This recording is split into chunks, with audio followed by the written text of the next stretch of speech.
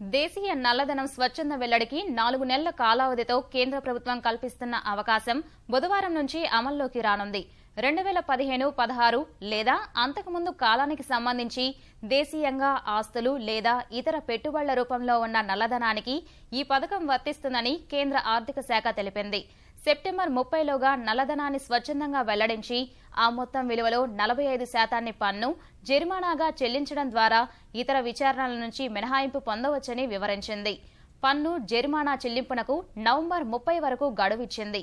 అవినీతి సంపాదనను దేశీయ నల్లధన స్వచ్ఛంద వెల్లడి పథకం కింద వెల్లడించడానికి వీల్లేదని, అలా చేసిన వారిపై కఠిన చర్యలు తీసుకుంటామని కేంద్ర ఆర్థిక శాఖ స్పష్టం చేసింది.